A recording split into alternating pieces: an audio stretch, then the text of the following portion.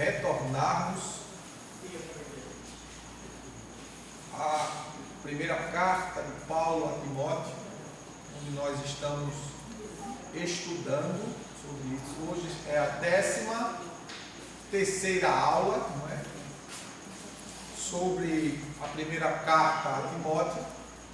Então, os irmãos, deixem suas Bíblias abertas, como eu sempre tenho dito. Os que têm facilidade de manusear, amém. Os que não têm, anota. Depois em casa, você vai assistir lá a videoaula, tá certo? E vai fazer os 3C: curtir, comentar e compartilhar.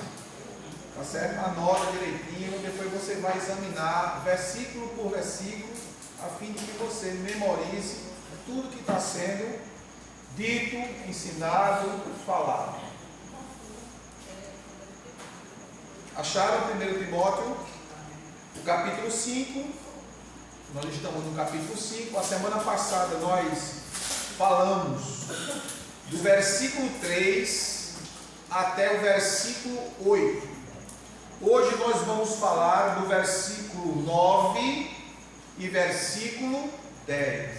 Capítulo 5 de 1 Timóteo, versículo 9 e versículo 10.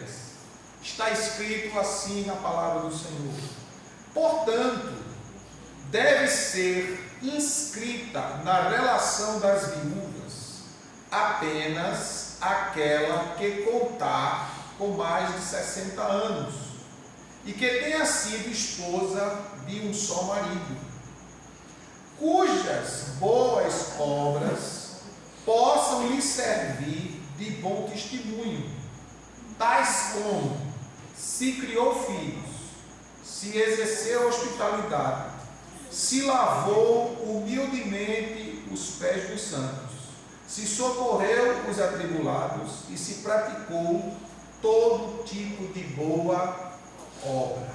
Amém? Amém. Irmãos, essa carta de Paulo a Timóteo, ela mostra duas coisas fundamentais para líderes e liderados. Primeira coisa é a atitude que o líder deve ter para com os liderados. E a segunda coisa é o que os liderados precisam ser diante daquilo que eles professam. Se eles de fato professam Cristo como Senhor e Salvador, eles devem aprender a exercer a graça e misericórdia no seu ambiente de convívio diário. E isso expandindo-se, trazendo isso ao seio da igreja no sentido coletivo. Então é importante você entender essas questões sobre as mulheres, não é, que nós falamos na semana passada, e sobre as viúvas, que nós vamos abordar nesta noite. Amém? Amém. A contribuição das viúvas para o ministério da igreja. Havia na igreja duas listas de viúvas. A primeira lista era formada pelas viúvas necessitadas que precisavam ser assistidas pela igreja. E nós vimos isso a semana passada, né? Viúvas que precisavam ser assistidas pela igreja. E qual eram as viúvas que precisavam ser assistidas pela igreja? Que a gente comentou e hoje a gente vai trazer um reforço. A segunda lista era formada pelas viúvas que deveriam prestar serviço de assistência aos santos. O enfoque dado nos versículos 3 a 8 é a manutenção financeira das viúvas, o que em primeira instância é dever de seus parentes e somente se torna obrigação da igreja para aquelas que não têm parentes. Não é? Então, para que a gente faça uma recapitulação daquilo que foi dito a semana passada e demos sequência, vamos ler o versículo 3 do capítulo 5 até o versículo 8. Nós viemos aprender a então a gente precisa ler a palavra.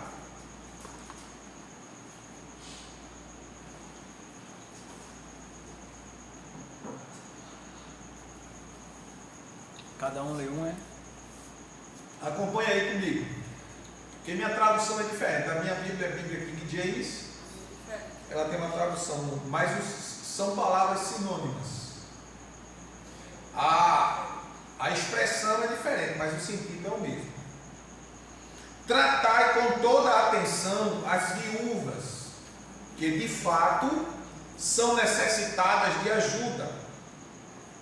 Todavia, se alguma viúva tiver filhos ou netos, que estes aprendam primeiramente a colocar a sua religião em prática, zelando por sua própria família e retribuindo os bens recebidos de seus pais e avós, pois isso é agradável diante de Deus. A viúva realmente necessitada e sem amparo espera em Deus e persevera noite e dia em oração e súplica. No entanto, a que somente busca prazeres, embora esteja viva, na realidade está morta.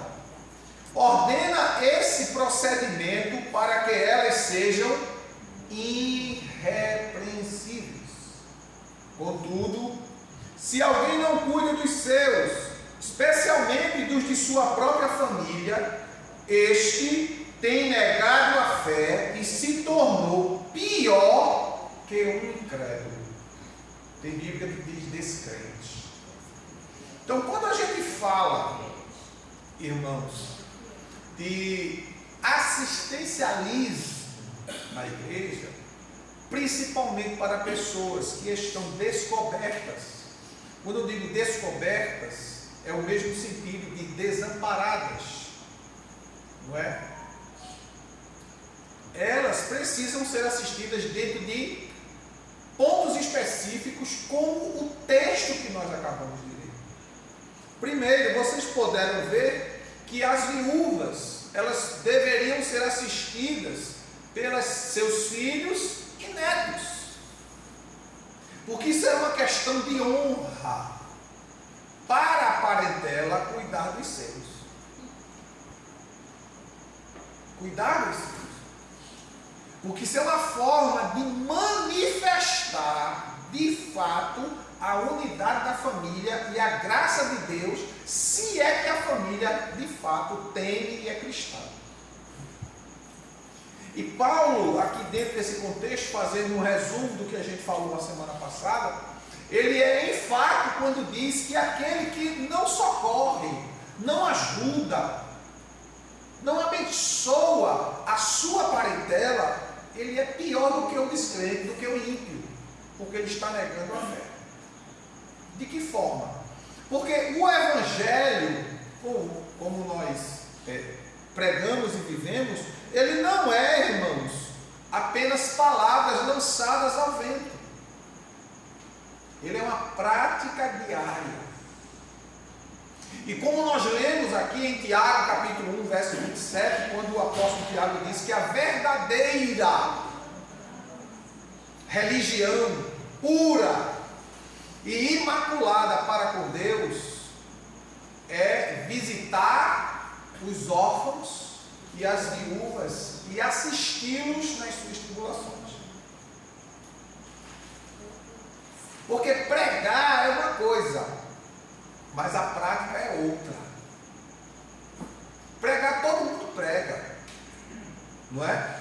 Existe uma denominação, que eu não vou citar o nome, que vocês já sabem que eu vim de lá, não é? Que quantas vezes eu presenciei pessoas chegarem lá e dizer: eu estou sem nada em casa, e eu escutar de algumas pessoas da igreja, da liderança da igreja: aqui não é supermercado para estar dando comida a ninguém não.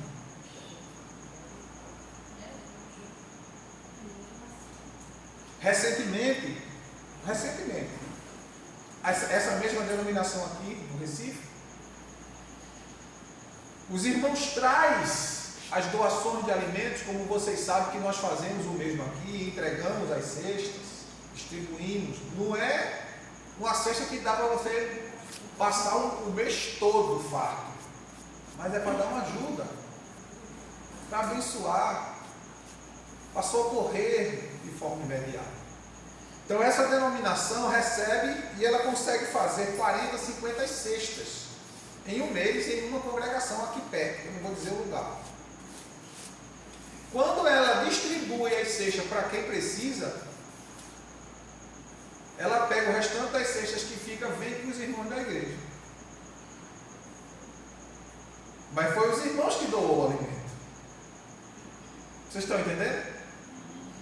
Eles doaram, aí elas dão e o que ficou ela vende, ela não deixa assim, não, vamos guardar para o próximo mês, ou vamos levar para outro setor e dar para alguém que está precisando lá.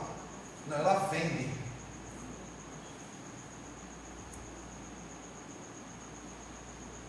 Que assistencialismo é esse? Não é? Então, quando a gente olha para o que o texto sagrado diz, fala da assistência, porque quando diz assistência, irmão, não é um sustento de um tudo, porque afinal de contas, ninguém trabalha o mês todo para dar o salário para o vizinho.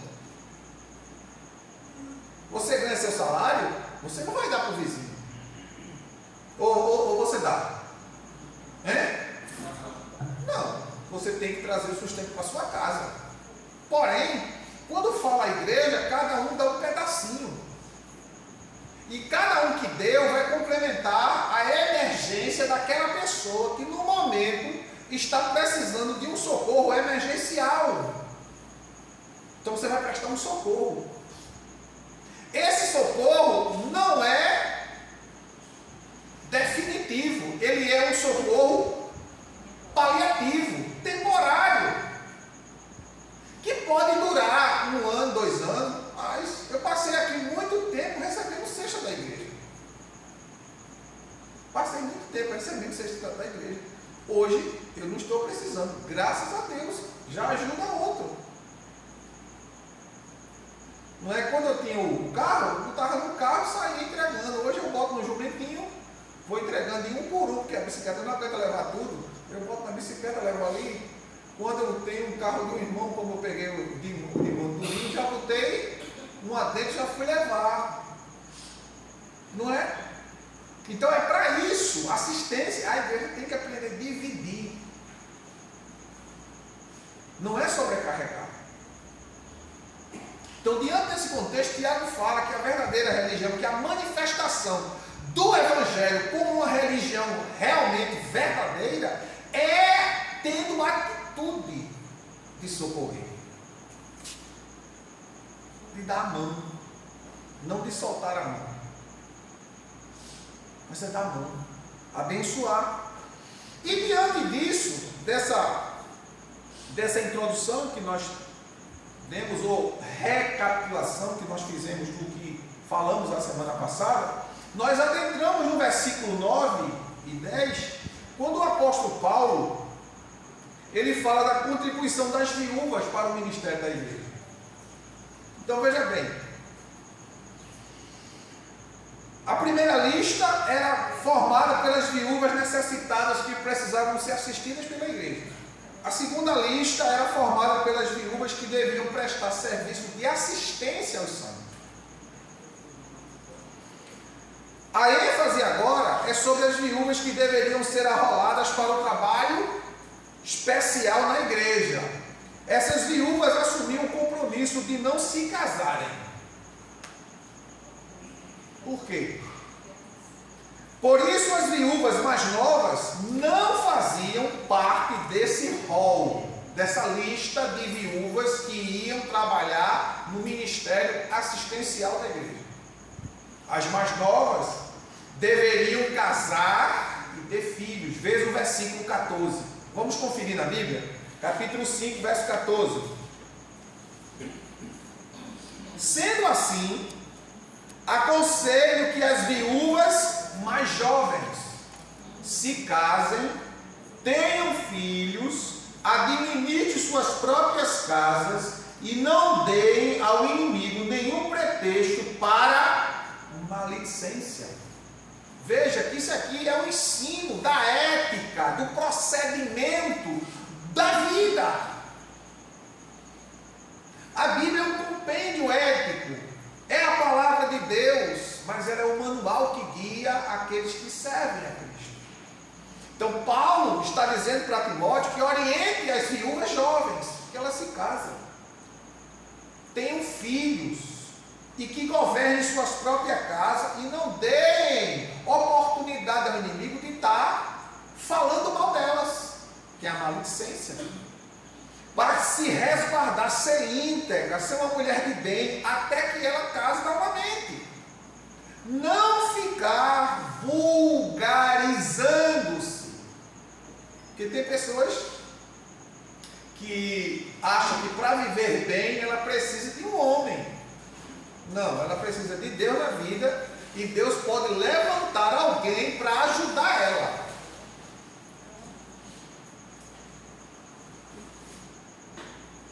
É tanto que o texto diz assim, olha, versículo 5 do capítulo 5. A viúva realmente necessitada e sem amparo, ela diz o que o texto, ela faz o quê? Espera em Deus. Fazendo o quê? Perseverando noite e dia em oração e súplica. Aqui espera em Deus. Senhor, Tu conheces minha necessidade. Tu sabes o que eu preciso. Usa de misericórdia para comigo. Nós temos um exemplo de Ruth e Noemi. Noemi perdeu o marido, os filhos, ficou a nora, duas noras, uma voltou e a outra não, disse, eu fico contigo, o teu Deus é o meu Deus. E quando Noemi retorna à terra de Israel, ela tinha direito ao chamado parente remidor. O que era o parente remidor? Ele iria, sabendo que era parente dela, ou dele, ele tinha a obrigação de mantê-la, de sustentá-la. Às vezes a gente fala só da história, que é muito bonita, né? Mas não procura ver o que está por trás, o ensino que está por trás. Noemi orienta a Ruth, Ruth vai falar com Boaz, conta um pedacinho da história dela e diz, olha, fica colhendo aqui, na minha plantação. E ele fala até com os funcionários dele, deixa cair um pouquinho mais para que ela colha mais. Ele não pega assim, ó, toma aqui, não, vai colher lá. A minha plantação está ali, comida tem, agora você tem que ir buscar. Deu a ela a oportunidade dela ter o quê? Sustento. Mas não pegou, deu na mão dela, mandou ela ir buscar. Estava lá, ela tinha que buscar, colher, debulhar para fazer a comida dela. Nesse processo, ele descobriu que ela era nora de Ruth e que ela era viúva do filho que era viúva do filho de Noemi. Foi o que ele fez? Casou com ela. Porque era a lei que dizia. Ele era o parente remidor. Ele assumiu a responsabilidade com ela. E como nós temos dito aqui, irmãos, quantos crentes que desamparam os seus parentes? Seus pais, não é? Seus filhos. A gente ajuda, veja só, entenda.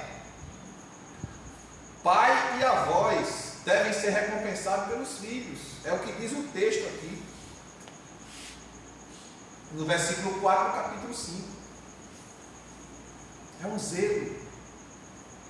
É um reconhecimento pelo que o pai e o avô e os avós fizeram.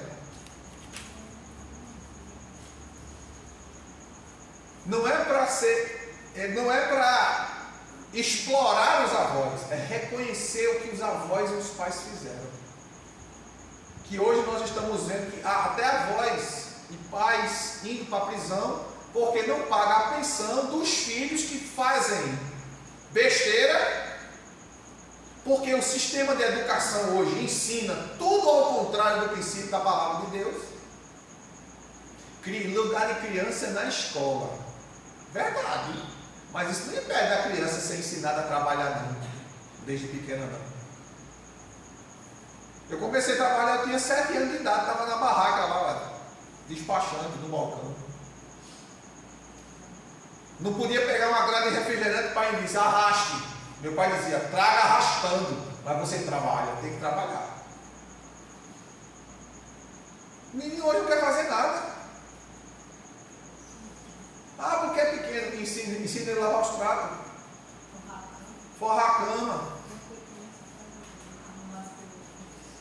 Não tem isso não, irmãos. Se você não dá o trabalho a seu filho agora, ele vai dar trabalho a você depois, porque ele não vai valorizar o que você faz, não. Para ele sentir na pele, está tudo limpinho, né? Quem fez? Mamãe. Tem comida para comer à vontade, né? Tem. Quem trouxe? Papai. Não é? E mamãe também. Também, né? Quando os dois trabalham. Então, isso aqui aí custou caro. Isso custou suor. Isso custou desgaste. Isso custou noite de sono. Isso custou acordar de madrugada. Isso custou, muitas vezes, humilhação no trabalho para ficar com aquilo ali, ó, para não perder o trabalho, porque tem em casa os passarinhos esperando de bico aberto. Como eu já disse aqui a vocês, eu trabalhei em uma empresa que eu fazia hora extra, às vezes passava 2 dias sem vir em casa trabalhando e não recebia R$1 de hora extra. De nada. Por quê? E não podia reclamar, para não perder o emprego, porque tinha em casa 3 patativas esperando, de biquinho aberto. Eu aguentava.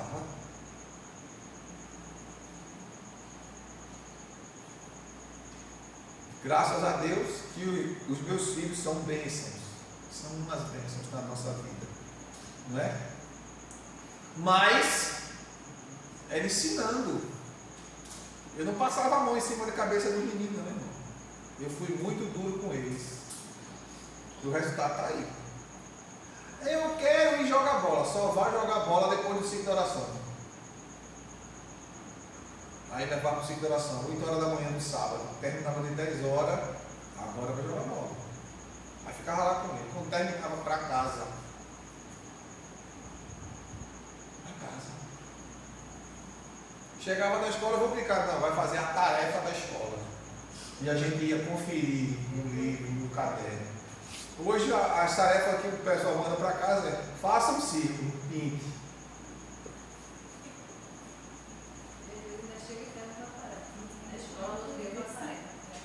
Você está entendendo? Na época que eu estudava, de criança, meu Deus do céu, era uma ruma de livro. Quando eu chegava em casa, parecia que eu estava na escola ainda. Era tarefa de matemática, de português, de ciência, de estudos sociais. E eu passava a manhã na escola e à tarde em casa fazendo tarefa. Hoje os meninos chegam na escola, não tem, eu falei, tem não. Foi que também não na escola hoje. Não sei, não sabe, nem dizer o que foi.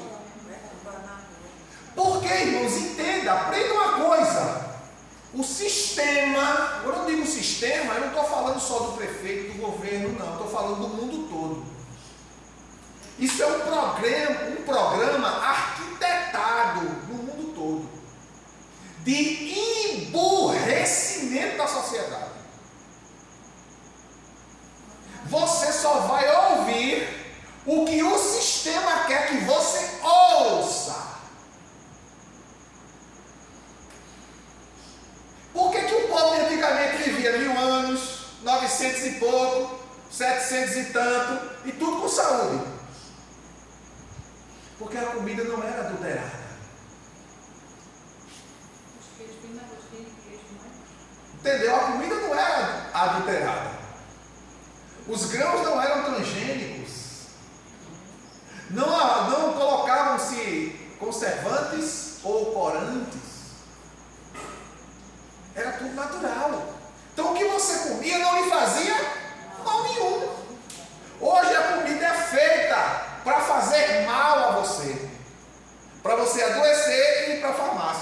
Porque é um ciclo. Entendeu? Quando fala-se em comer bem, a pessoa acha que quer comer muito. Ou comer tudo que gosta. Toda a nossa comida que nós comemos, irmãos, elas estão intoxicadas. Somente Deus é que sustenta eu e você de pé. Somente. Porque o sistema trabalha para você adoecer, para você ficar dependente de remédio e de médico. Remédio e médico. Quem tem condições de fato, não mora nos grandes centros. Eles vão morar longe dos grandes centros e vão produzir sua comida em casa.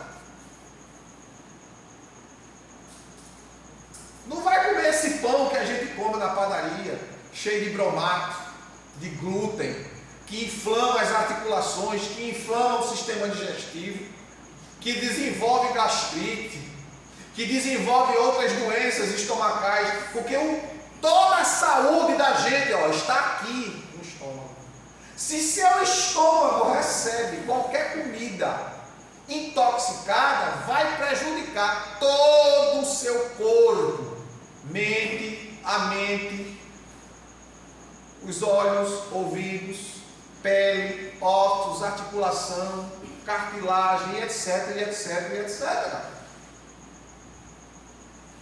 Então, quando a gente olha para o sistema e olha para o que a Bíblia ensina, por isso, irmãos, que eles querem adulterar a Bíblia, como já o fizeram.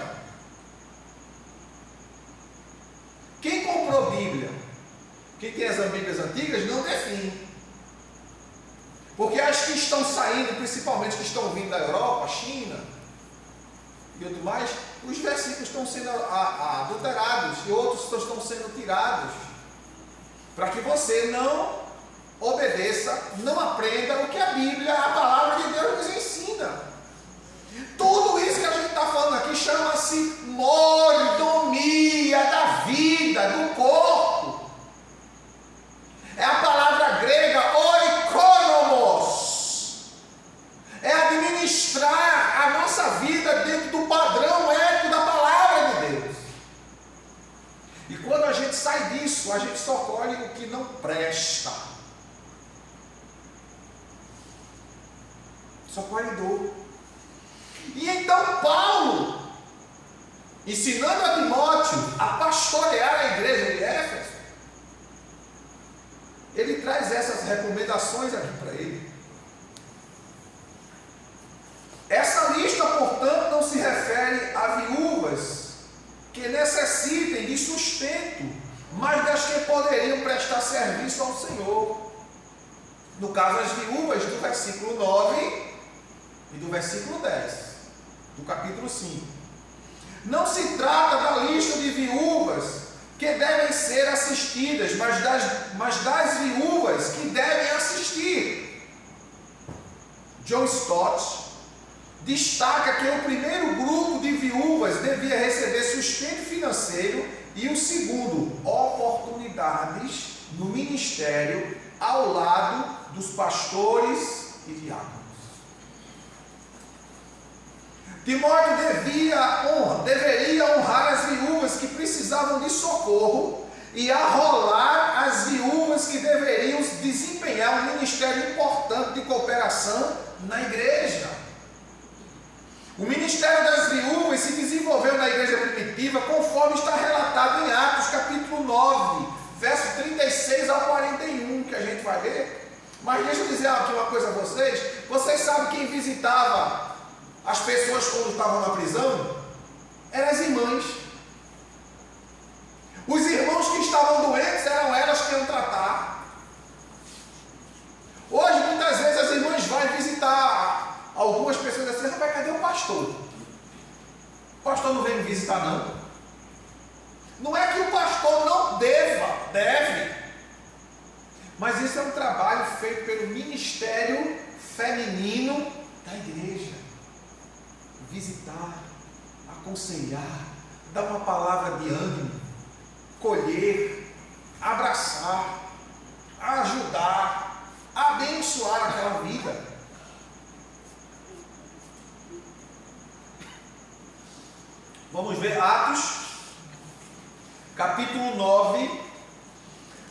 versículo 36 ao 41.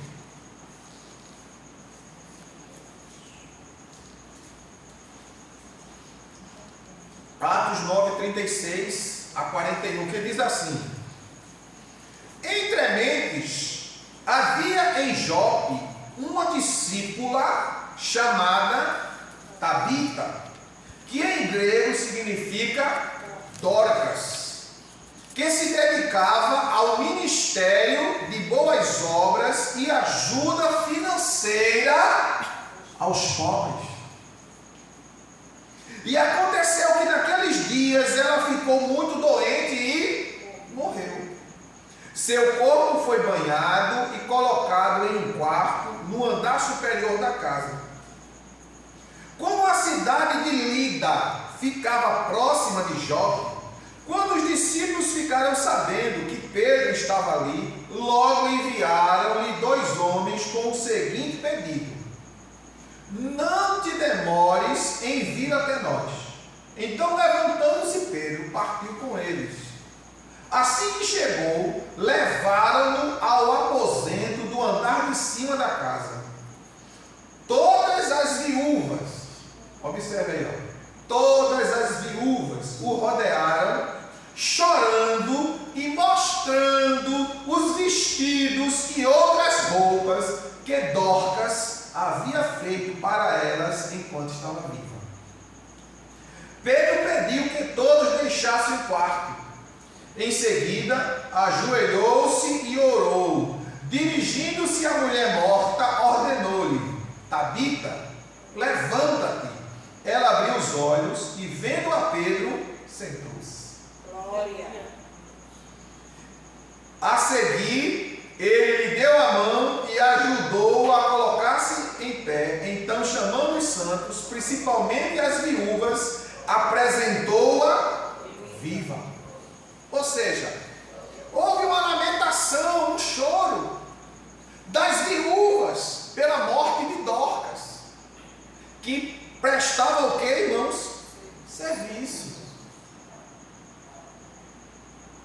Fazia roupas para as irmãs, socorria os pobres.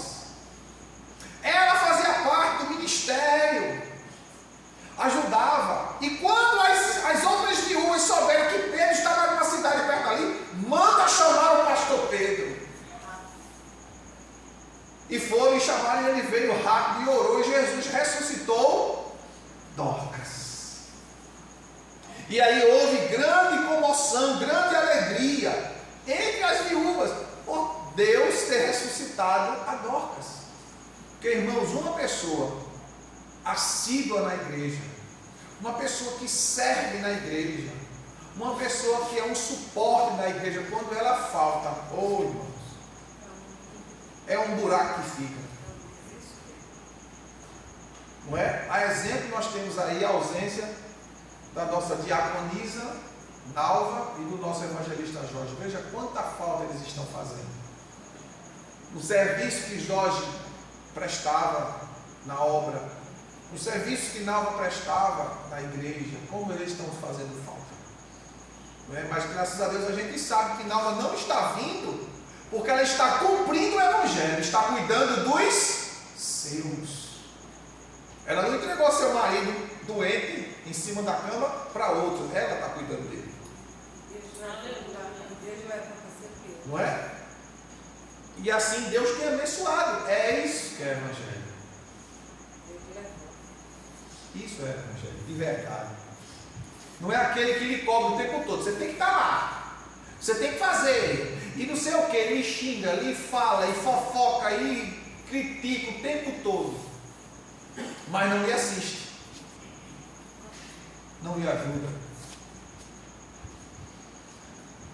A partir do 2º e 3º século, as viúvas oficialmente constituídas dedicavam-se à oração, davam assistência aos enfermos, cuidavam dos órfãos, visitavam cristãos na prisão, evangelizavam mulheres pagãs e ensinavam as que se convertiam, preparando convertia e já preparando elas para que elas se batizassem posteriormente. Hoje a gente tem um discipulado que começou com 22, parece que tem 5.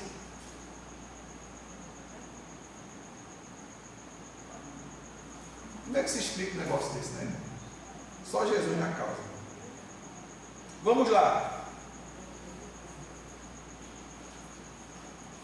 Em primeiro lugar, agora voltando aqui para Timóteo 5 e 9.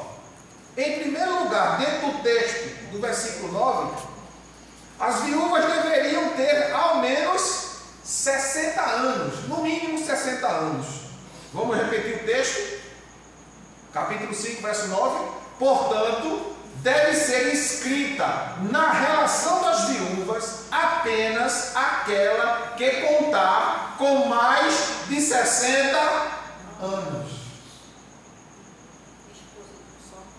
Não é? Então ela tinha que ter no mínimo 60 anos. Na antiguidade, já era a idade em que se reconhecia que alguém se tornava um velho ou uma velha.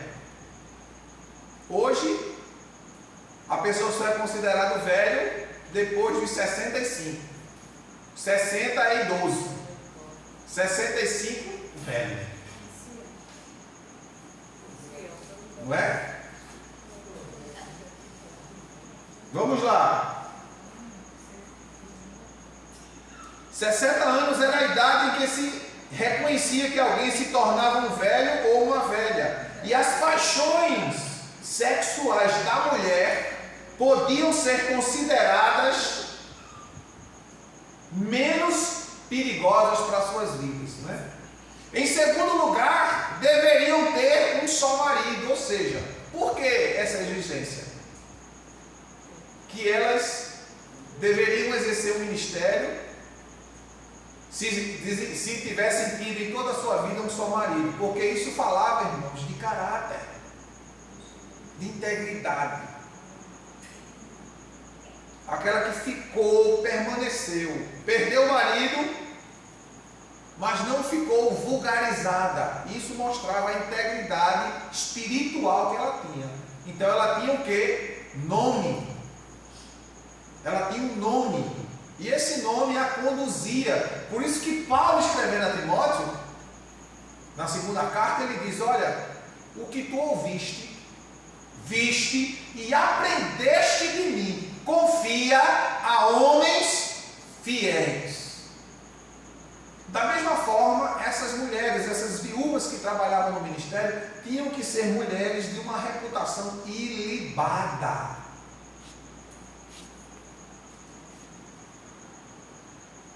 E olha, em segundo lugar, deveriam ter um só marido e que tenham sido esposa de um só homem. Numa época marcada pela fragilidade do casamento e pela facilidade do divórcio, que é a nossa época atual, né? Essas viúvas eram exemplos de pureza e fidelidade conjugal.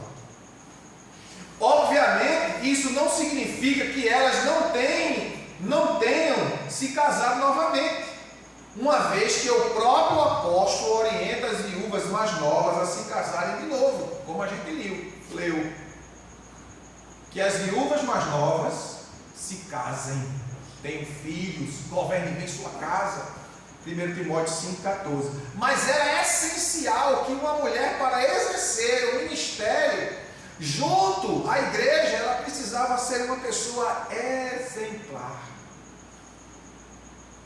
Em terceiro lugar, elas deveriam ter a reputação de boas obras, seja recomendada pelo testemunho de boas obras. Essas mulheres precisavam ter bom testemunho da igreja, uma igreja cujos membros ou obreiros desfrutam de boa reputação, tem credibilidade. Por outro lado, nada depõe mais contra a igreja que ter em seu meio membros e obreiros indignos. É como alguém congrega aqui, um exemplo, né? E vive uma vida toda errada. O pessoal vai ver assim, o pastor daquela igreja ali acota todo tipo de safadeza. Porque vão dizer isso. Mesmo que não seja, mas vão dizer por causa do reflexo, do comportamento daquele membro daquela igreja.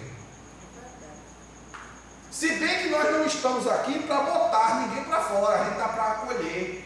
Mas tem pessoas que você dá a mão, ajuda, abençoa, mas a pessoa, porque a carne é fraca. Desculpa essa que a carne é fraca. Quem aqui tem a carne forte? Ninguém. Todos nós somos de carne e osso. A tentação que vem sobre nós, diz Paulo, na primeira carta aos Coríntios, no capítulo 10, verso 13, ele diz que a tentação é humana. Mas fiel é Deus, que com a tentação também trará o livramento. A Bíblia diz em Tiago 1,12, que bem-aventurado é o homem que é tentado.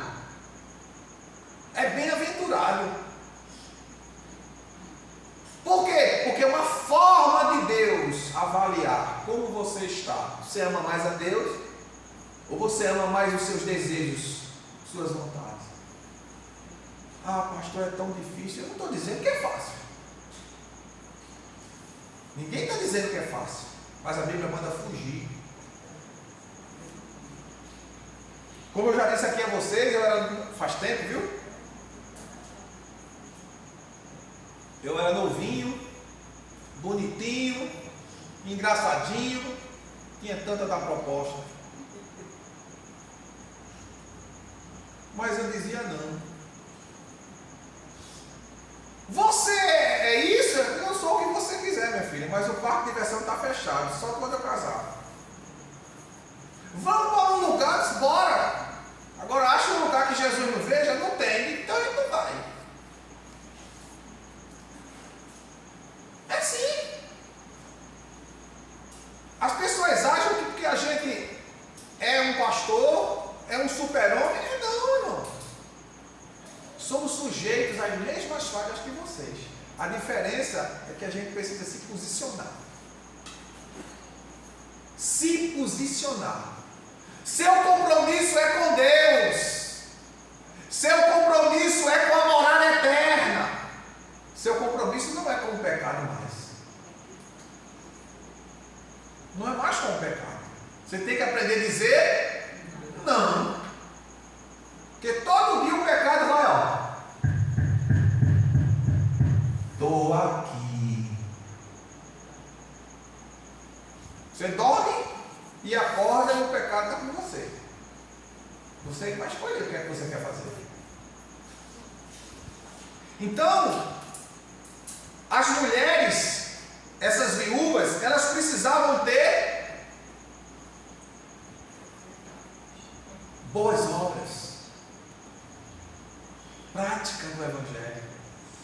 Veja o versículo 10, finalizando o versículo 9, né? E que tenham sido esposa de um só marido, cujas boas obras possam lhe servir de bom testemunho. Agora, vê só, disse. Escuta aí. Qual boas obras elas tinham que ter? Quais? Acompanha. Se criou os filhos. Primeira boa obra. Se criou os filhos. Se foi boa mãe. Se foi boa dona de casa. Porque hoje, quando se fala em ser dona de casa, parece até que é um crime. Uma mulher hoje ser dona de casa. Porque as mulheres hoje estão sendo educadas para serem do mundo. Em que sentido? Presta atenção. Estudam para ter sua profissão, que não é errado.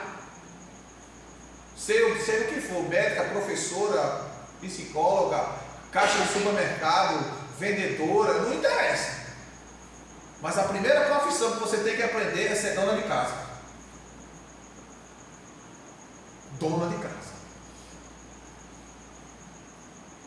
E ser dona de casa é aprender a criar bem os filhos. Primeiro testemunho. Cujas obras possam lhe servir de bom testemunho. Porque, irmão, Irmãos, 90% da educação dos filhos depende da mãe. Da mãe. Por quê? O pai, essa é a tendência. O pai sai e a mãe fica em casa. Então é a mãe que disciplina, é a mãe que bota de castigo, é a mãe que ensina a tarefa da escola quando o menino chega da escola, é a mãe que leva para a escola, é a mãe que vai buscar, é a mãe que leva para o médico, é a mãe que leva para vacinar. Tudo é a mãe. Por quê? Porque o pai está lá fora, está na rua, está atrás de trazer e ela de cuidar.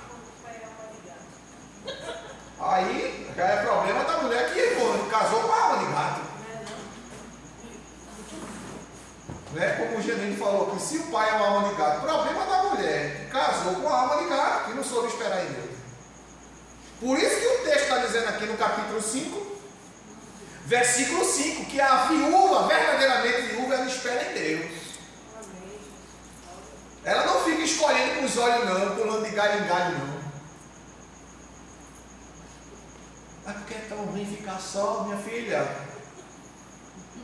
Bota essa carne no fogo. Pois é. Espera em Deus. Aí, como eu já tenho dito aqui, Senhor Jesus, me ajude meu casamento. Como foi teu casamento, menina? Eu conheci o cara de manhã, de noite estava morando com ele. E tu, desse jeito, tu quer que Deus te ajude no teu casamento? Se tu não te ajuda, viu na esquina, achou bonitinho, de noite já está morando com o lado. Vice-versa. Se escolhe hoje, me permite a expressão, pelo tamanho da bunda e do peito. Não se escolhe pelo caráter. Eu, para me casar com a minha, eu passei 90 dias de olho nela, observando, para ver se ela, pelo menos, tinha alguma coisa em comum comigo. Ia lá na igreja dela, sem ela saber, ficava lá olhando. Deixa eu ver se eu detestava a menina que chegava na igreja, em vez de entrar, ficava conversando no parque da igreja. Não gostava.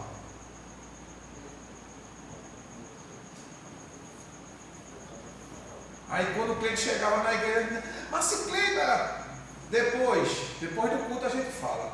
Ela entrava direto para a igreja, desse um ponto positivo.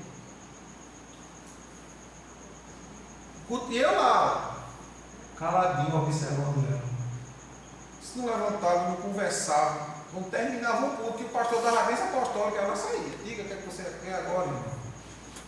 Essa já está com um ponto positivo. E eu fui observando, essa nega dá para o gasto. Até hoje, 32 anos de casado. Mas se eu fosse ficar com a cara e dizer assim, Silvio, vamos dar uma voltinha? Bora! Não é?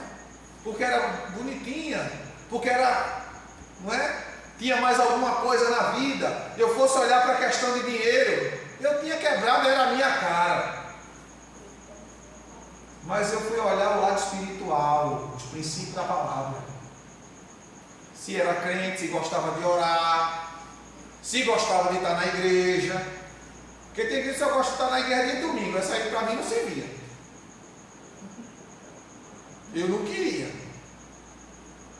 Quando eu chegava no dia do ciclo de oração na igreja dela, eu ia. Quando eu chegava lá, estava ela lá, no ciclo de oração. Eu disse, glória a Deus. Ela não sabia que eu estava observando ela. Escola dominical, quando eu chegava lá, estava dando aula na sala das crianças. Era secretária do departamento jovem, secretária da escola dominical. Menino, a nega da gasto. Era barata de igreja como eu era, tem que dar essa data.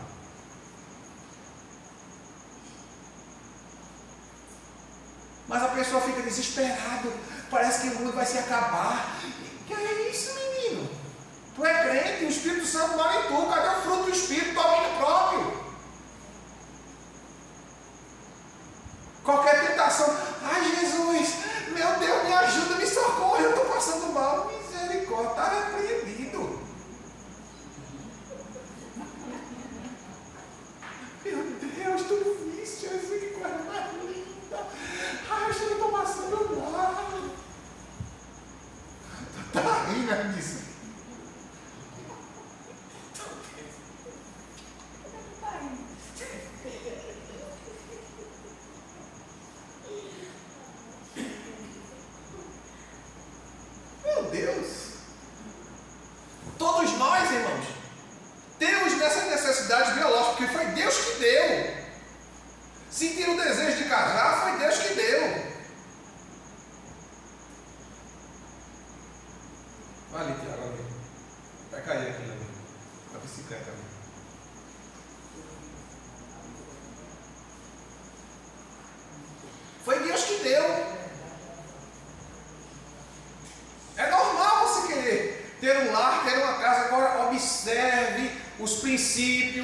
da palavra.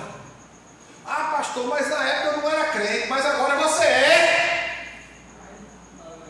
Agora você é. Aprendeu? Se você fizer errado, Deus vai cobrar mais ainda de você. Porque agora você sabe. E não tem meio termo. Porque Deus sabe mesmo. E não adianta você dizer, não, botar desculpa que Deus sabe, não, que Deus sabe mesmo. É verdade. É pagar o preço, botar o joelho no chão, queimar a carne e dizer, Jesus, tem misericórdia. Ocupar tua mente com a obra. Sabe por que muita gente cai? Porque fica, olha, com a mente vazia. Qualquer problema que tem, sabe o que diz? Vou para a igreja não. Por quê? Porque eu não estou bem. Aí não está bem, não deixa de vir, fica pior. Porque a gente não vem para a igreja quando quer, quando sentir vontade, a gente vem porque precisa estar aqui. É uma necessidade. Não deixando de congregar, como diz Hebreus capítulo 10, versículo 25. Porque os que assim o fizeram, trouxeram sobre si destruição. Leia lá o texto. Desenvolve muitas coisas ruins na vida daquele que não congrega. Então eu estou ruim, vou para a igreja não. Por que eu não estou me sentindo bem? Vou não, porque hoje eu não quero ver a cara de Agnes. Olha, eu fiquei com raiva dela e eu estou assim, eu não vou. Que é isso, irmão? Vai embora, chega lá, conversa com ela, pede perdão, resolve o caso e está tudo certo. O pessoal deixa de vir para a igreja, não vou não, porque o irmão cortou o cabelo na máquina 1. Ficou parecendo que está rapado, vou não, ficou muito feio. Eu estou dando assim esses exemplos assim, porque são coisas bobas que a pessoa deixa o diabo entrar e enfiar no coração. Aí perde de crescer espiritualmente, perde de aprender, perde de ficar mais cheio do Espírito Santo, porque quanto mais você busca, mais ele enche. Porque fica pegado com besteira. Picuinha, olha para Jesus, foca em Jesus. Tem aquele irmão que é difícil, trata ele bem, pode ser um amém, então te junta com o outro. Ah, rapaz, eu não gosto do irmão Marco. O irmão Marco é meio paciente. Então fica perto do irmão Flávio, te junta com ele, anda com ele. Não gosto mais do irmão Flávio, porque o irmão Flávio é mais calmo, o irmão Flávio é mais. Então fica perto dele. É assim que se resolve.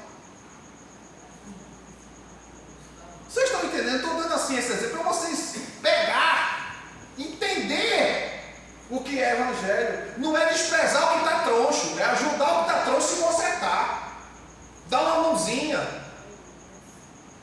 E se aproximar de quem tem alguma coisa espiritual para te fortalecer. Aquele que é difícil, olha, não vai olhar para o pastor, porque só o pastor te aguenta. Vai olhar para o líder dos homens, o líder das mulheres. Vai lá para a líder do departamento infantil, fica lá com ela, lá, quebra a cabeça dela lá, não é? Te arruma lá com ela, vai para a dirigente da situação. Porque, irmão, por mais que a gente ensine, tem gente que precisa no ouvido e sai no outro. Aplica a palavra de Deus ao teu dia a dia. Não é só aqui não, é quando sair daqui. Aqui você ouve. E na rua, na casa, no trabalho você pratica. Continuando. Essas mulheres precisavam ter bom testemunho da igreja. E o primeiro bom testemunho era se criou os filhos. Se educou bem os filhos. Se teve disciplina com os filhos.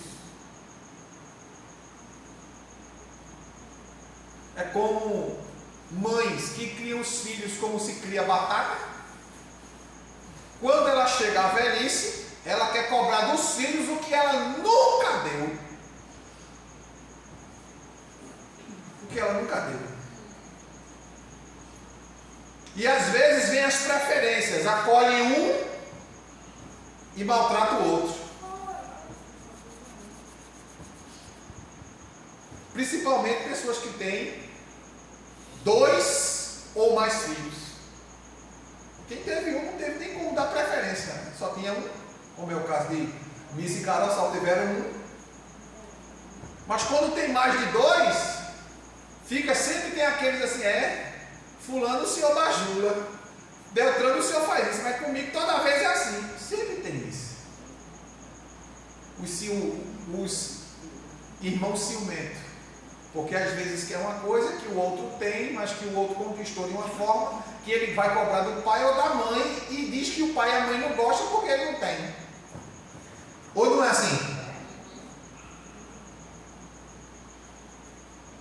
Então ela tinha que ter criado os filhos e, versículo 10 ainda, viu? Se exerceu hospitalidade.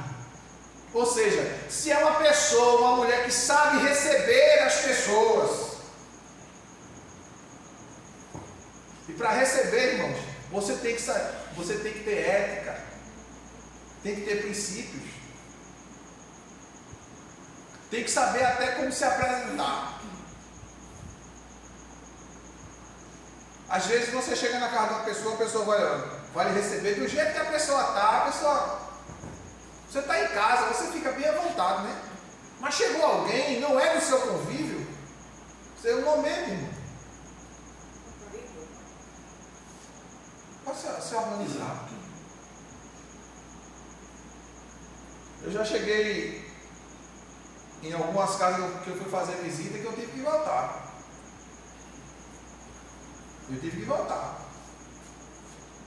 Sim, irmã, depois a gente marca. Eu do portão mesmo. Quando assim, que eu abri o portão, eu disse, não, irmão, a gente marca para outro dia. Voltei.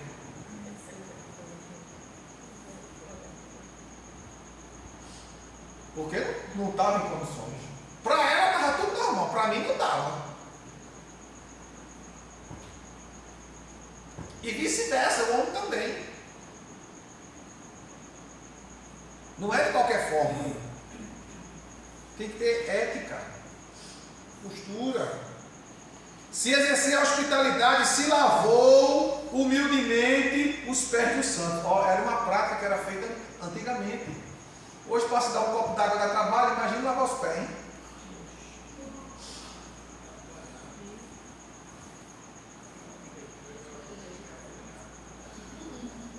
Uma ideia, cadê?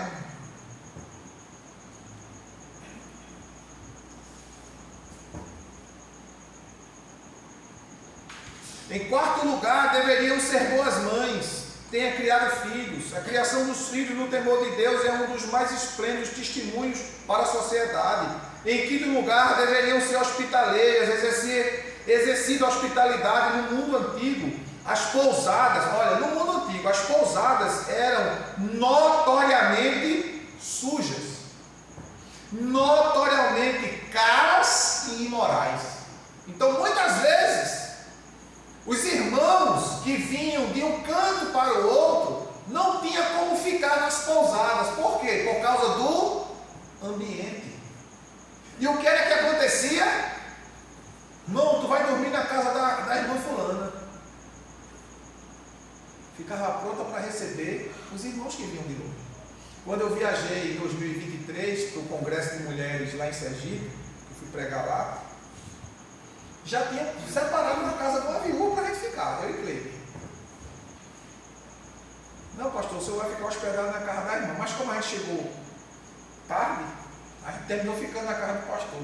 Aí desmontou as malas, depois para montar tudinho para ir para a casa da irmã, deixa, fica por aqui mesmo. Hospitalidades, receber, acolher as pessoas. Portanto, aqueles que abriram seu lar aos pregadores itinerantes prestavam um importante trabalho à causa do Evangelho. Em sexto lugar, as mulheres, essas viúvas que eram separadas para o ministério, elas deveriam ser humildes, a ponto de lavar os pés dos santos. Porque como antigamente, irmãos, quando chegava de viagem, não tinha o banheiro, não era dentro de casa. Não era dentro de casa. E qual era a forma da pessoa higienizar-se? Era lavar o rosto e os pés. Então, quando alguém chegava de longe, a pessoa trazia uma bacia e lavava os pés daquela pessoa. Jesus deu o exemplo lavando os pés dos discípulos. Era um tipo de trabalho realizado pelos escravos. Eram os escravos que faziam isso. Isso era um sinal de humildade. Porque, irmãos, servir a Deus, a gente precisa servir humildemente. Aqui não é lugar para quem quer mídia, para quem quer ser famoso. Não. Igreja não é palco. Púlpito não é palco, não é palanque.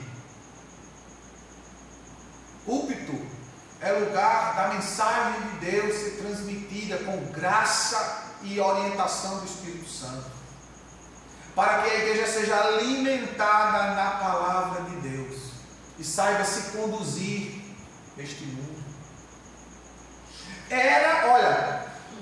Lavar os pés dos santos era trabalho dos escravos, era a mais baixa de todas as tarefas. Só as pessoas verdadeiramente humildes tinham essa disposição. Jesus engrandece essa atitude humilde quando ele mesmo se cingiu com uma toalha e lavou os pés dos seus discípulos. João 13 e verso 4. Em sétimo lugar, elas deveriam prestar auxílio aos necessitados, socorrer os atribulados numa época de intensa perseguição à igreja. Porque nesse período em que Paulo escreveu a carta a Timóteo, o evangelho era perseguido no mundo todo. E elas prestavam socorro aos irmãos, às mulheres, socorriam os crentes que padeciam em prisões e aflições por causa da sua fé. Estavam lá essas viúvas, visitando, levando, trazendo, tratando, cuidando, dando uma palavra, orando, intercedendo. Eram essas mulheres, irmãos, mulheres de valor, que deveriam ser honradas e valorizadas dentro do ministério. Há quem não valorize as mulheres da igreja. Existe uma denominação, que eu não vou citar nome, que eles desqualificam completamente o serviço da mulher. Ai de mim, ai desta igreja, se não fossem essas mulheres santas que nós temos aqui. É verdade ou não é, Valência? Ai de nós se não fossem vocês. Mulheres valorosas que Deus tem colocado. Vê aqui, ó. A gente escuta aqui, a gente tem aqui, ó. De homem, eu, Tiago, Adelso, Marco, Flávio, Milson e o irmão aqui. O resto tudo é mulher. Bem-aventurados somos nós. Exatamente, bem-aventurados somos nós, porque Deus nos deu essas santas, né? Para estar conosco. Oitavo lugar, elas deveriam ser altruístas. Se viveu na prática zelosa de toda boa obra, a prática desses serviços altruístas e humildes é que qualifica uma viúva para assumir essas atividades de assistência aos santos, na condição de uma obreira designada pela igreja. Então, para a gente encerrar hoje, vamos repetir o texto de 1 Timóteo 5, 9 e 10. Portanto, deve ser inscrita na relação das viúvas apenas aquela que contar por mais de 60 anos e que tenha sido esposa de um só marido, cujas boas obras possam lhe servir de bom testemunho, tais como se criou os filhos, se exerceu hospitalidade, se lavou humildemente os pés dos santos, se socorreu os atribulados e se praticou todo tipo de boa obra. Que Deus abençoe, irmãos, as nossas irmãs. Que Deus abençoe o ministério da igreja. E que nós possamos aprender a viver a palavra de Deus a cada dia. praticá-la a cada dia, a fim de que a gente se revista cada dia mais de Jesus Cristo, porque Ele é a palavra viva. Quando a gente obedece a palavra, nós estamos vivenciando Cristo Jesus em nós. E como diz o escritor aos Colossenses, no capítulo 1, verso 27, ele diz: Cristo em vós, esperança da glória eterna. Então é Cristo em nós pela palavra. No mesmo livro de Colossenses, Paulo diz que a palavra de Cristo habite em vós abundantemente. Amém, amados?